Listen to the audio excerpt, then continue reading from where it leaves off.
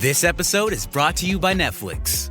Most Valuable Promotions and Netflix are hosting a blockbuster triple headliner Saturday, May 16th. Ronda Rousey returns to face fellow women's MMA pioneer Gina Carano in the main event.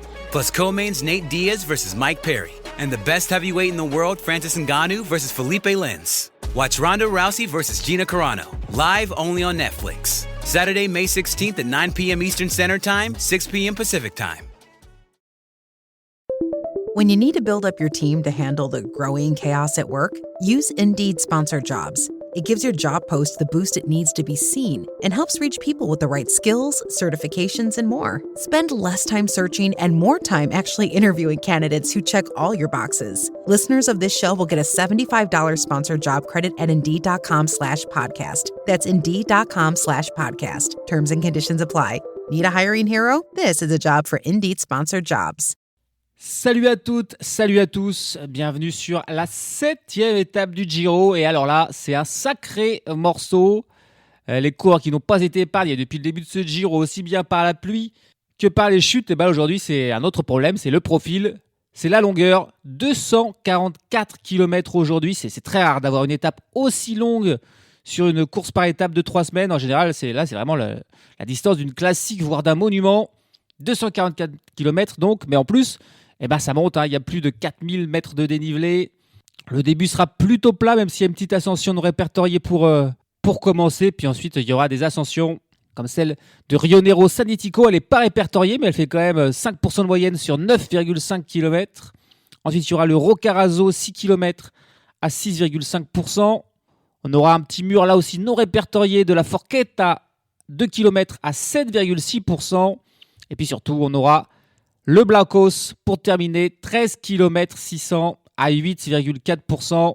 Le premier col de première catégorie de ce Giro, le premier juge de paix, le premier moment où Jonas Vingegaard devrait fort logiquement tenter de se débarrasser de ses adversaires, Giulio Pellizzari et Jay Hindley pour la Red Bull, Egan Bernal et Tim Heinzmann pour l'Ineos Grenadier, Giulio Ciccone et Derek G. West pour la Lidl Trek, Félix Gall pour la Decathlon Henrik Mas, pour la Movistar, Ben O'Connor pour la Jayco Alula, Lennart Van Etvelt pour la Lotto, Michael Storer et Mathis Rondel pour la Tudor Pro Cycling. Et voici les adversaires de Jonas Vingegaard. Et puis aussi, bien sûr, la question du maillot rose, Afonso Eulalio, à 6 minutes et 22 secondes d'avance sur Vingegaard et la plupart des favoris. Autrement dit, même si c'est une étape difficile, s'il s'accroche, porté un petit peu par l'euphorie de porter le maillot rose, il a de bonnes chances de le sauver peut-être aujourd'hui s'il ne s'effondre pas Eulalio. Ça sera un des autres intérêts du jour, en plus donc de la victoire d'étape. Est-ce que ça sera une journée pour échapper aujourd'hui ? Ou est-ce que la Visma Lease a Bike, comme c'est souvent le cas lors des premières étapes de montagne d'un grand tour, vont vouloir marquer le coup direct, ne laisser aucune chance à qui que ce soit de vraiment prendre beaucoup d'avance pour assurer une victoire finale de Jonas Vingegaard. On espère aussi qu'il y aura enfin une journée sans chute. Mais attention, on annonce de la pluie sur la fin du parcours, justement, quand on commencera à grimper. Non, les coureurs sont bien loin d'être au bout de leur peine. Et il y a de nombreux coureurs, et notamment les sprinteurs, qui vont terriblement souffrir aujourd'hui sur cette 7e étape. Chute de Bellocchi juste devant Armstrong qui est parti dans le terrain. Et attaque de Pierre Roland. Voilà ce que nous disons depuis le début de ce Tour de France. Une chute terrible. Christopher Froome à pied. Mais quelle image du Tour. On n'a jamais vu ça. 100% cyclisme, le podcast du vélo en direct. Ça va Marion? Désolé. Et le kilomètre 0 avec une attaque d'un coureur on l'attendait pas forcément. On n'a pas l'habitude de le voir comme ça. C'est Jonathan Milan qui est sorti, immédiatement suivi par Diego Pablo Sevilla. Alors pour Sevilla, il va falloir être patient parce qu'il y a des ascensions, mais elles ne sont pas répertoriées. La première ascension répertoriée, elle a lieu au kilomètre 167. Donc voilà, il faudra beaucoup travailler pour aller chercher ce col de 2e catégorie. Milan, lui, peut-être l'intérêt, c'est le sprint intermédiaire qui aura lieu au bout de 113 km. C'est vraiment une grosse étape qui nous attend. C'est peut-être pour ça qu'il sort. Il y a d'autres coureurs qui ont accompagné ces deux autres avec un coureur de l'IF et un coureur de la Picnic Postenel qui sont dans la roue de Diego Pablo Sevilla. Et derrière, aux avant-postes du peloton, on voit tout de suite là un mur jaune, le mur de la Visma Lease a Bike qui fait immédiatement un barrage. Okay, ils ont laissé partir ces 4 coureurs dès le kilomètre 0, pas de souci. Ah si, ils en ont laissé partir un 5e avec Nicolas Zukowski pour la Pinarello Q36.5 qui est parti en contre, qui est intercalé. Mais ce sera tout, peut-être pour aujourd'hui. Tiens, je pensais qu'on aurait un petit peu plus de bataille pour l'échappée. Mais c'est en train de se dessiner très rapidement. Le fait que les points d'intérêt sont si loin dans la journée a peut-être refroidi pas mal de personnes. 5 coureurs à l'avant donc avec Nicolas Zukowski là, qui vient de rejoindre les 4 autres. Zukowski, on a vu un ralenti là, au moment où il est sorti du peloton. Il a dû jouer des coudes parce qu'il y avait vraiment un mur de coureurs devant lui qui voulait laisser sortir personne. Il a vraiment dû pousser le coureur qui était devant lui du coude pour se faire un espace et pour parvenir à jaillir de ce peloton. On ne l'a pas poursuivi. Il est revenu donc sur la tête de la course et les 5 hommes là, qui ont déjà 3 minutes d'avance alors qu'on est parti depuis 7 km avec Jonathan Milan pour la Lidl Trek, Diego Pablo Sevilla et son maillot de meilleur grimpeur pour la Poltivit Malta. On a donc aussi Nicolas Zukowski pour la Pinarello Q36.5, mais aussi Jardy Christian van der Lee, le Hollandais de l'IF Education Easy Post, et Tim Naberman, un autre Hollandais qui lui court pour la Picnic PostNL. Voilà l'échappée du jour. On ne peut pas dire que ce soit forcément des grands grimpeurs ou des grands noms, des coureurs dangereux que l'on imagine s'imposer au sommet du blocos. Le mieux classé Zukowski a déjà 22 minutes de retard sur Eulalia. Il aurait fallu une échappée 3 fois plus grande, je pense, pour inquiéter un petit peu la Visma The Bike. Mais là, avec un Jonathan Milan en plus qui peut-être se relèvera une fois le sprint intermédiaire passé. Sevilla, pas impossible qu'il se relève lui aussi une fois la première ascension passée. Bref, les chances de cette échappée d'aller au bout sont très faibles. Le scénario est idéal pour la Visma The Bike. Le scénario est un petit peu moins idéal pour nous et pour ceux qui regardent cette course parce que je pense qu'il ne va pas se passer grand-chose d'ici même à l'ascension finale qui aura lieu dans plus de 200 km. Comme supposé, comme craint même, aujourd'hui là on est sur une course tranquille, de chez tranquille. C'est 5 coureurs qui sont partis et depuis il ne se passe rien. L'écart qui oscille entre 5 et 6 minutes d'avance. Pour l'échappée, on a vu d'abord la Bahreïn victorieuse rouler. Puis là, c'est la Visma The Bike qui prend le relais. En gros, voilà, l'équipe du leader, Afonso Alolio, et l'équipe du favori du jour, Jonas Vingegaard, qui maintiennent un écart raisonnable avec les 5 coureurs de tête. On est désormais à 140 km de l'arrivée. Ça fait quand même donc plus de 100 km qu'on est parti. Et les événements notables sont peu nombreux. On a donc le temps de largement même de faire un des échappées. Et puis on va profiter. C'est pas tout le temps qu'on a Jonathan Milan à l'avant, d'autant plus que chez les autres, il n'y a quasiment aucune victoire professionnelle. Tim Naberman, Jardy Christian van der Lee ou Diego Pablo Sevilla n'ont jamais gagné la moindre course. Nicolas Zukowski en a gagné une. C'était la course en ligne des championnats du Canada en 2023. Donc ils font bien pas le figure à côté du palmarès de Jonathan Milan. Et c'est 31 victoires en carrière. 31 au final, c'est pas non plus énorme. Pour un sprinter du calibre de Jonathan Milan, quand on voit que Paul Magnier, qui n'a que 22 ans, par exemple, il en a déjà 28. Milan a 25 ans. Il est certes encore un peu jeune, mais quand même, voilà, il en a 31. Par contre, c'est quasiment que des victoires en World Tour. Il compte 4 victoires d'étape sur le Giro en carrière, 2 sur le Tour de France, 5 sur Tirreno Adriatico, 5 sur l'UAE Tour, 2 sur le Renewi Tour, ainsi qu'une sur le Critérium du Dauphiné. Il a remporté le maillot de Ciclamino de ce Giro en 2023 et en 2024. Il a aussi remporté le maillot vert du Tour de France l'an passé. Donc voilà, beaucoup de victoires au niveau World Tour. Mais ça ne fait en gros que 3 ans vraiment que Jonathan Milan est un top sprinter. Auparavant, il a mis du temps un petit peu à venir. Sa première victoire en 2022 sur le Tour de Croatie. Sa première victoire en World Tour, c'était une étape déjà sur ce Giro en 2023, il y a 3 ans. C'est vrai qu'on a l'impression qu'il est là depuis longtemps, Jonathan Milan, mais pas tant que ça au final. Il n'a que 25 ans, c'est vrai, le coureur de la Lidl Trek, qui avait commencé sa carrière professionnelle en 2019 au niveau continental dans l'équipe Cycling Team Friuli, une toute petite équipe italienne. Puis il avait passé 3 saisons du côté de la Bahreïn Victorious en 21, 22, 23. Et puis donc en 2024, il a rejoint cette équipe américaine de la Lidl Trek. Cette saison, il a déjà remporté pas mal de victoires. 2 étapes sur la Lula Tour, 3 sur l'UAE Tour qu'il a vraiment dominé, 1 sur Tirreno Adriatico. Et pour l'instant, pas de victoire d'étape sur ce Giro. Il est frustré, 4e de la première étape, 2e de la 3e. Et hier, il a chuté dans le final. Il n'a pas pu disputer le sprint. Jonathan Milan, ce n'est que le 4e grand tour de sa carrière aussi. Il a fait une fois le Tour de France et 2 fois le Giro. Là, c'est son 3e Giro. Et à noter qu'à chaque fois qu'il a fait un grand tour, il a remporté le classement par points, le maillot de meilleur sprinter. 3 sur 3. Et pour l'instant, il est mal parti pour faire 4 sur 4 parce qu'il a beaucoup de retard sur Paul Magnier. Et c'est très certainement pour ça qu'il est à l'avant aujourd'hui pour tenter de réduire un petit peu ce retard en remportant le petit sprint intermédiaire, les 12 points qu'il y a à prendre. Mais bon, il a 64 points dans ce classement du maillot de Cyclamino. Paul Magnier a quasiment 2 fois plus avec 130. Donc c'est une longue route pour aller chercher ce maillot pour Jonathan Milan, que l'on a aussi vu pas mal sur les monuments. 5 fois Paris-Roubaix, 4 fois Milan-San Remo, 2 fois le Tour des Flandres. Mais c'est pas son truc. Les monuments, c'est vraiment pas son truc. Il a jamais terminé dans le top 50 même d'une de ses courses. C'est un pur sprinter, mais pas vraiment un coureur de classique, Jonathan Milan. Aujourd'hui, à l'avant, dans l'échappée, ça lui arrive très rarement.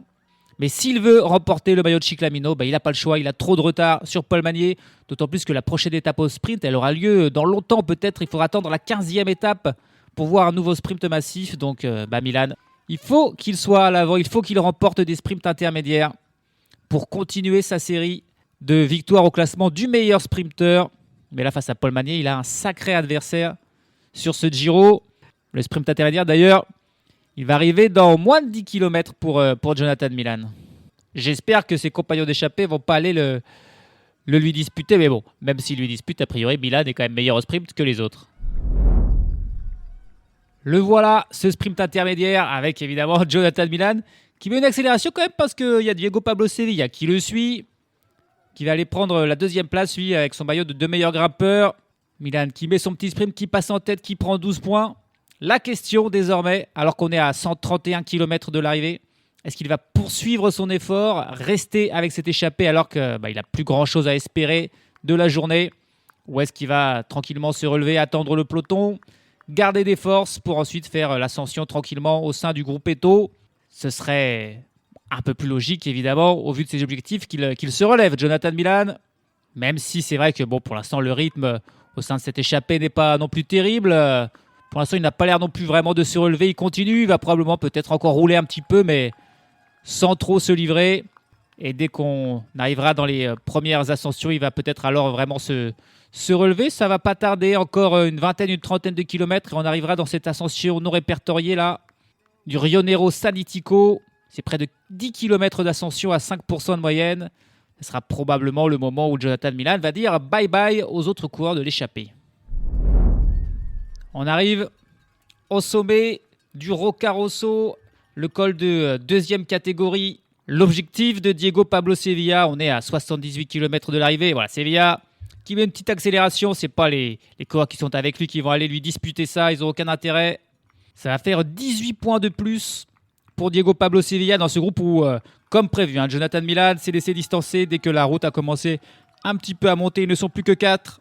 Avec Jardy Christian Van der Lee, Nicolas Zukowski, Tim Naberman et Diego Pablo Sevilla.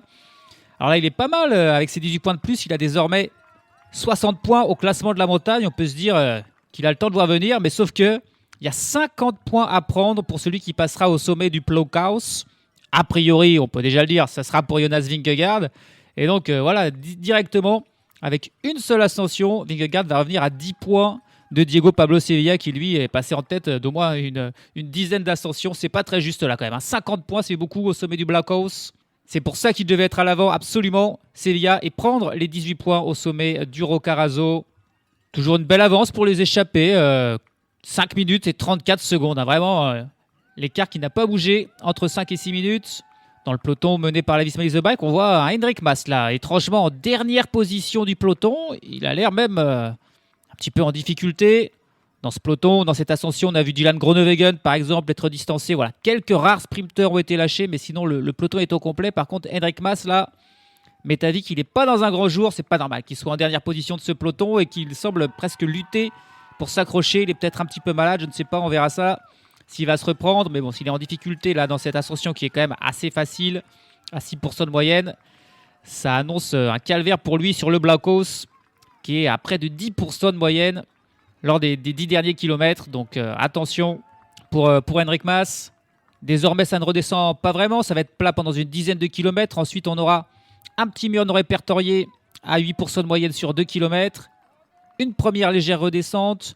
Une nouvelle remontée non répertoriée avant la vraie redescente pendant une vingtaine de kilomètres. 10 kilomètres encore après ça, 2 vallées de plat avant l'ascension du Blackos où tout va se jouer dans cette étape qui, c'est souvent comme ça. Les étapes les plus longues, celles qu'on juge un petit peu les plus dures, c'est pas forcément celles où il se passe le plus de choses. Pour l'instant, c'est vraiment un scénario qui n'a pas bougé depuis le kilomètre 0. Les 5 coureurs qui sont partis dans le premier kilomètre, ils ont rapidement pris 5-6 minutes. Et ça fait 150 km que c'est comme ça désormais. 50 km de l'arrivée et la pluie. La pluie qui fait son retour. Décidément, l'Italie, c'est plus que c'était. Le soleil italien, non, ça n'existe pas depuis qu'on est en Italie. Il fait que pleuvoir. Et là, c'est de retour. Tout le monde a mis le kawaii, les vestes de protection. Il va falloir faire attention dans la descente. Les routes seront donc mouillées, trempées. Et puis dans l'ascension, là par contre, les coureurs vont se geler parce qu'il va faire moins de 10 degrés au sommet du Blackos. Ça va être encore un calvaire pour bon nombre d'entre eux. Le peloton qui a accéléré le rythme là sous l'impulsion de la Bahrain victorieuse, l'équipe du leader Afonso Eulaliu qui roule fort. On se demande un peu pourquoi. Je me dis que ce serait mieux de laisser la Visma Leasebike rouler parce que les équipiers de Eulaliu, ils ont du travail à faire dans le final pour protéger leur leader. Mais bon, c'est eux qui roulent pour l'instant. Ils assument le maillot rose qui est au sein de leur effectif et l'écart qui a bien diminué avec les 4 hommes de tête. Plus que 4 minutes et 20 secondes d'avance pour Sevilla, Naberman, Vanderly et Zukowski.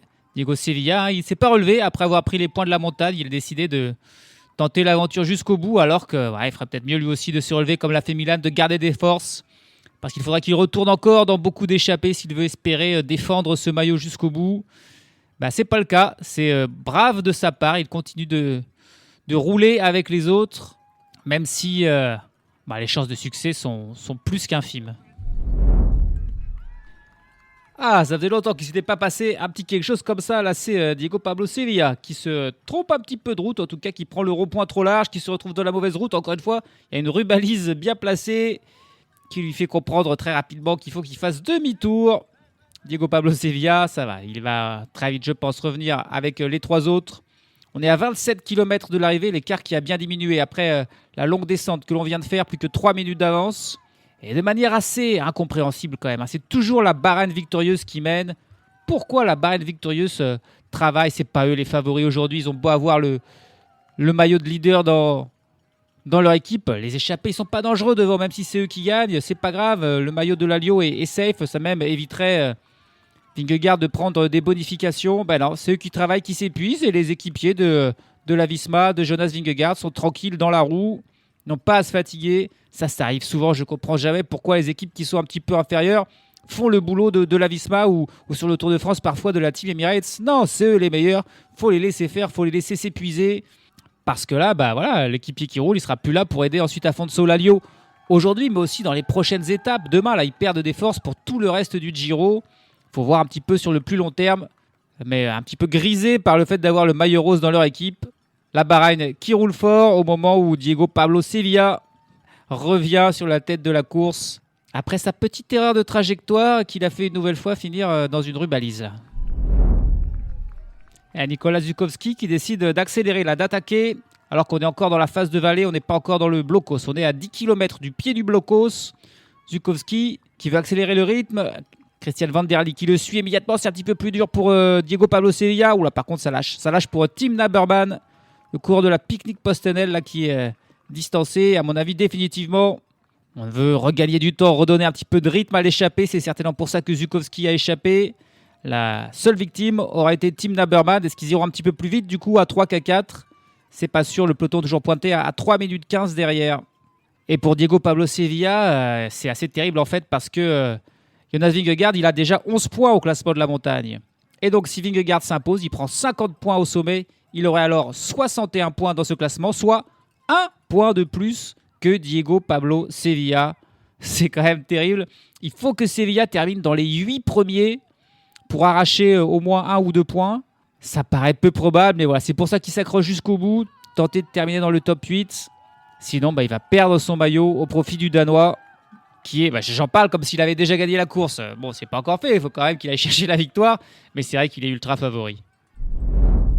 C'est parti pour l'ascension du Blauko. C'est immédiatement Nicolas Zukowski qui remet une accélération et il va lâcher Diego Pablo Sevilla. Il va aussi, c'est dur aussi pour Jardy Christian Van Der Lee.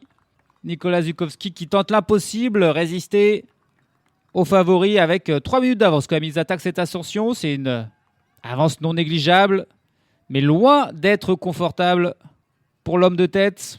À noter que les échappés vont passer là dans 1 km 500 au sprint Red Bull. Et donc les secondes bonifs seront pour eux, ne seront pas pour le peloton. Même si le peloton là, évidemment, va attaquer le pied très vite. Tiens, d'un seul coup, l'Ineos Grenadier qui apparaît en tête de ce peloton pour placer Egan Bernal, Timen Arensman. Là, je pensais vraiment pour être sûr que leur leader soit bien placé au pied, mais pas pour lancer une attaque. Ensuite, on va laisser le train de la Visma se mettre en place. Mais voilà, encore une fois, on fait un petit peu le travail de la Visma. Là, c'est l'Ineos Grenadier qui roule à fond juste avant le pied du Blocos. Et Nicolas Zukowski qui voit revenir Jardy Christian Van Der Lee dans sa roue, mais après le sprint Red Bull. Donc les secondes et surtout la petite prime, enfin la petite, gagne 2500 € quand même, celui qui passe en tête du sprint Red Bull. Elle est pour lui, en passant en deuxième position, on touche 1500 €. Et Diego Pablo Sevilla, en passant en troisième position, il a quand même gagné 1000 €. C'est pas si pire la journée de boulot pour les échappés. Le duo donc Zukowski Van Der Lee qui passe à l'instant la banderole des 10 km de l'arrivée. Ils ont plus qu'une minute et 50 secondes d'avance sur le peloton. Où on a vu Campenarts un petit peu travailler, mais là c'est la Red Bull qui prend les choses en main. Il décide de ne pas se laisser martyriser par la Visma Lease Bike. Et donc c'est eux qui mènent en tête de ce peloton. C'est vrai qu'ils ont un bel effectif, la Red Bull Bora Hansgrohe. Ils veulent mettre aussi en confiance Giulio Pellizzari et Jay Hindley, faire douter Jonas Vingegaard. Ce sont donc eux qui prennent les choses en main pour l'instant. La Visma est une nouvelle fois en second rideau et attend son heure. Allez, la Visma Lease Bike qui prend enfin vraiment le lead. Il a fallu attendre 8 km de l'arrivée pour voir Davide Piganzoli la mener avec Sepp Kuss dans sa roue et Vingegaard en troisième position. Ils sont plus que 3 pour la Visma. Le peloton qui a perdu beaucoup de monde. On a vu le deuxième du classement général, Igor Arrieta, lâché. Ça a lâché aussi pour Jonathan Narvaez. C'est difficile pour Josh Kench, qui est le mieux classé du côté de la Groupama FDJ. Il n'avait encore pas perdu de temps. Il était dans le même temps que tous les autres leaders, mais là, il va en perdre. Et puis à l'avant, finalement, c'est Christian Van Der Lee, qui va peut-être être le dernier résistant. Il a pris 10-20 mètres d'avance sur Zukowski. Mais le peloton se rapproche. Plus qu'une minute d'avance. Et Jonas Vingegaard n'a bien sûr toujours pas mis son attaque. Pour l'instant, c'est Afonso Lalio, qui lui est toujours bien là, qui est le premier dans la roue de Jonas Vingegaard. Il est parfaitement placé. Il ne perdra pas 6 minutes sur Jonas Vingegaard aujourd'hui. Non, c'est pas possible. Il va garder son maillot rose. Mais il y a plus grand monde dans le peloton, plus qu'une trentaine de coureurs. Alors que la bonne nouvelle pour les coureurs, c'est qu'il ne pleut plus. La route a l'air sèche. Il y a beaucoup de vent, mais au moins, ils n'ont pas à affronter la pluie. Alors que, tiens, à l'avant, décidément, Zukowski qui est en train de revenir sur Van Der Lee. Ils sont inséparables. L'un attaque, lâche l'autre, mais l'autre revient. Et là, c'est l'inverse. C'est l'autre qui a attaqué et le premier qui est revenu. Et là, ça lâche. Pour Enric Mas, on sentait qu'il n'est pas très bien. Ça lâche aussi pour Egan Bernal. Ça, c'est surprenant parce qu'il y a encore bien 20 coureurs dans le peloton. Mais il n'y a plus Mas, il n'y a plus Bernal. Ça lâche aussi pour Wout Poels, qui lui est le leader de l'Unibet Rose Rockets. Des coureurs qu'on pensait peut-être pouvoir lutter pour le podium. Mas et Bernal, là, clairement, ça ne sera pas le cas. Ils sont lâchés à 7 km du sommet. Ils vont perdre beaucoup de temps. Et il y a encore pas mal de coureurs devant eux. C'est en train de lâcher aussi pour Lennart Van Etvelt. Pour Jefferson Alexander Cepeda, qui lui est le leader de l'IF Education Easy Post. Petit à petit, le gros travail de Davide Piganzoli qui fait très mal. Il n'y a plus que 10 coureurs en gros dans la roue de l'Italien de la Visma. On a Félix Gall, on a le duo Hindley et Pellizzari de la Red Bull. On a Afonso Lalio le leader. On a Chris Harper qui s'accroche en dernière position pour la Pinarello Q36.5. Il y a encore les 2 coureurs de la Tudor aussi, Mathis Rondel et Michael Storer qui sont là. On a Timen Arensman pour l'Ineos. Il y a encore un équipier pour Félix Gall aussi. Est-ce que c'est Gregor Mühlberger peut-être qui s'accroche? On a Ben O'Connor aussi encore là. On a Giulio Ciccone. Par contre, ça vient de lâcher pour l'équipier de Ciccone, Derek G. West, qui lui est distancé au moment où les coureurs ont repris. On ne les avait pas vus, mais ils ont repris les 2 échappés qui finalement sont restés ensemble jusqu'au bout. Zukowski et Christian Van Der Lee sont repris désormais. C'est le groupe de favoris qui est en tête. Un groupe de 13 coureurs alors que Davide Piganzoli a fini son travail. C'est Sepp Kuss qui désormais prend les choses en main. Attention, l'attaque de Jonas Vingegaard se rapproche. Qui sera capable de suivre? A priori, probablement personne. On verra Giulio Pellizzari, ce qu'il sera capable de faire. C'est peut-être lui qui a le plus de chances de s'accrocher. Et on note que Afonso Lalio, il est toujours là, le Portugais, pour défendre son maillot rose. C'est très beau ce que fait le coureur de la Bahreïn. C'est parti, 5 km 500 de l'arrivée, il la met, son attaque, Jonas Vingegaard, Sepkus a fini son travail, Giulio Pellizzari qui le suit immédiatement dans sa roue, Félix Gall en 3e position, qui tente de s'accrocher, mais ça paraît difficile pour lui, et il n'y a plus personne d'autre, C'est vraiment Pellizzari et Gall, tous les autres ont complètement lâché prise immédiatement, Tim Arensman, Jay Hindley, Giulio Ciccone, Michael Storer, et comme prévu, c'est Pellizzari, l'adversaire numéro 1 de Jonas Vingegaard, parce que la Félix Gall, il a lâché, il est le 3e homme, comme souvent, Félix Gall. Et Vingegaard, il se retourne beaucoup, il n'a pas du tout envie d'avoir Pellizzari dans sa roue, il a l'air même un petit peu nerveux là. Et Pellizzari, il s'accroche très bien. Combien de temps il va pouvoir tenir ce rythme? On va voir, il y a encore 5 km jusqu'au sommet, ces 5 km qui sont à 10% de moyenne, c'est évidemment très très dur, mais voilà, Pellizzari est le seul coureur capable peut-être d'inquiéter Jonas Vingegaard. Et ça y est, ça lâche. Ça lâche pour Giulio Pellizzari. Il aura tenu 500 mètres dans la route de Jonas Vingegaard. Mais là, il ne peut plus suivre le rythme. Il est distancé. Et du coup, maintenant, il y en a de partout. Avec un Vingegaard seul en tête. Pellizzari derrière lui. Félix Gall tout seul en 3e position. Derrière, on a un joli trio avec Giulio Ciccone, Jay Hindley et Ben O'Connor. Un petit peu plus loin, un autre trio avec Tim Arensman, Michael Storer et Mathis Rondel, les 2 coureurs de la Tudor. Et puis... encore un petit peu plus loin, le maillot rose, Afonso Lalio qui a retrouvé son équipier Damiano Caruso qui va l'aider à limiter l'écart. Derek G. West, Chris Harper et les coureurs de la Visma, Sepkus et Davide Piganzoli sont aussi dans ce groupe. Enric Mas ou Egan Bernal sont eux encore plus loin. Voilà la situation et a priori on a ces écarts qui vont grandir, du moins pour Vingegaard en tête de course, c'est sûr. Les autres groupes, on va voir s'il y a un regroupement général ou non. Oula, Pellizzari, il a l'air en difficulté. Pellizzari s'est mis dans le rouge parce que là, Félix Gall vient de l'avaler complètement. Il est revenu, Félix Gall, et il l'a immédiatement dépassé. Et Pellizzari, à vouloir suivre le Danois, il est épuisé dans ses réserves un petit peu trop loin. Et Félix Gall, il a un petit peu plus d'expérience. Il a su gérer son effort. Et là, Félix Gall, il a vraiment lâché Pellizzari. Attention, il y a encore 3 km 700 d'ascension. Il ne faudrait pas non plus que Pellizzari explose complètement. Il faut qu'il limite la casse. Il y a bien sûr une belle bataille pour le podium qui doit avoir lieu entre tous ces coureurs derrière l'intouchable Jonas Vingegaard. Et la flamme rouge pour Jonas Vingegaard qui devrait aller chercher la victoire d'étape, mais à noter l'ascension là vraiment extraordinaire de Félix Gall, le leader de la Decathlon CMA-CGM, qui là vraiment réalise une performance incroyable. Il reste à hauteur de Vingegaard, il est pointé à 16 secondes derrière, alors que Pellizzari, lui, il a complètement lâché prise. Il a été rattrapé par Ben O'Connor, qui lui aussi fait une très très belle montée. Ben O'Connor, l'Australien de l'Algérie Kualoula, et par son équipier Jay Hindley. Mais ce trio est pointé à plus d'1 minute de Jonas Vingegaard. Donc voilà, déjà loin, ils ont vraiment perdu beaucoup de temps sur le Danois, alors que Félix Gall, c'est vraiment fort ce qu'il fait. Il va faire la belle opération du jour en vue de la lutte pour la 2e place. Félix Gall et Ben O'Connor, on va dire, c'est les 2 vraies belles surprises du jour. Pendant ce temps, le maillot rose, lui, est pointé à 2 minutes et 45 de Jonas Vingegaard. Il va perdre un peu plus de la moitié de son avance probablement aujourd'hui, mais il devrait rester en rose. Le final est plutôt plat. Jonas Vingegaard qui va pouvoir le franchir facilement. Il y avait un petit peu de soleil pour finir cette étape, ça alors. Mais sans surprise, c'est l'ultra favori Vingegaard qui va aller s'imposer au sommet de ce Black Horse. La montagne au nom le moins italien de l'histoire, parce qu'on n'est pas du tout près de la frontière suisse ou autrichienne. On est en plein cœur de l'Italie, mais on a cette ascension qui s'appelle le Black Horse. Il y a même une petite redescente là, dans les 300 derniers mètres, qui va faire du bien à Jonas Vingegaard, qui a été inquiété par Félix Gall jusqu'au bout d'ailleurs. Il se retourne là pour voir où en est l'Autrichien derrière lui, mais non. Il est pas loin, mais il est vraiment pas loin. C'est incroyable l'ascension de Félix Gall quand même. Il va terminer 10 secondes derrière. Jonas Vingegaard qui franchit la ligne, mais voilà, il prend même pas le temps de lever les bras. Il embrasse la photo de sa famille sur son vélo, mais ça, il le fait après la ligne, parce que Félix Gall est juste derrière. Formidable ce qu'a fait Félix Gall, qui va terminer à 12-13 secondes de Jonas Vingegaard. Alors là, c'est comme une victoire pour la Decathlon et pour Félix Gall.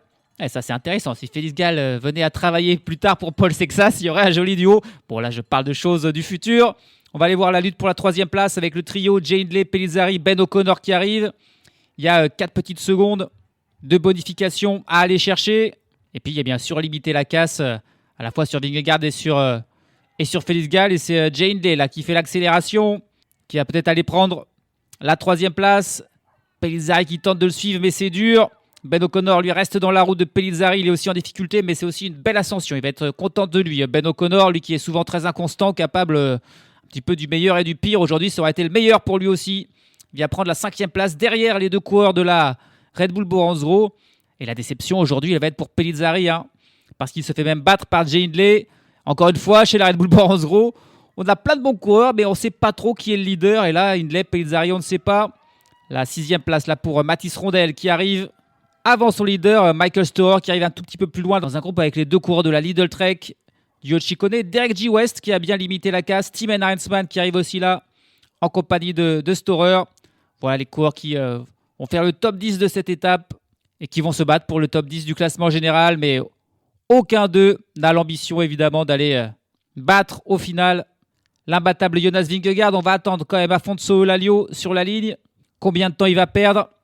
Il est là toujours mené par Damiano Caruso dans un groupe où Egan Bernal quand même a réussi à revenir pour limiter la casse. On a aussi Jefferson Cepeda. On a Harold Martin Lopez pour l'Xeis Astana Team.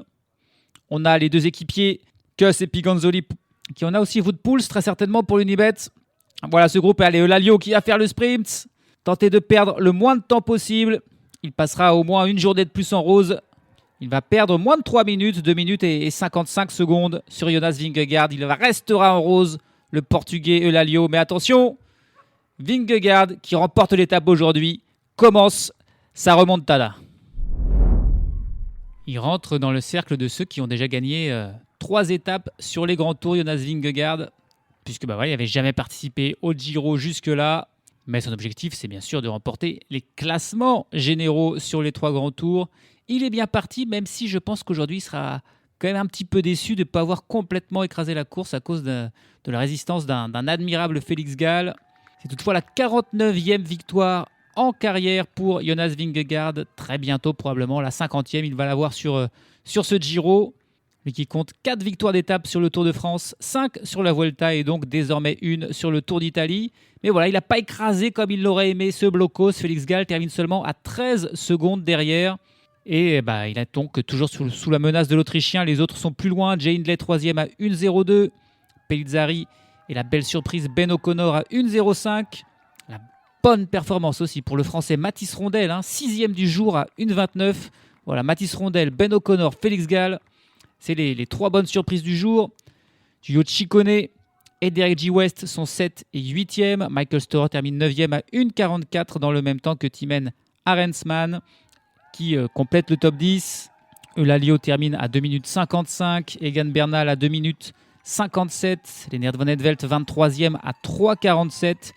Et puis Henrik Mas a explosé. Il termine à 5 minutes 47 en compagnie de 3 de ses équipiers de la Movistar qui ont tenté tant bien que mal de le sauver. Mais non, il a complètement lâché prise. On le sentait qu'il n'était pas dans un grand jour, Henrik Mas.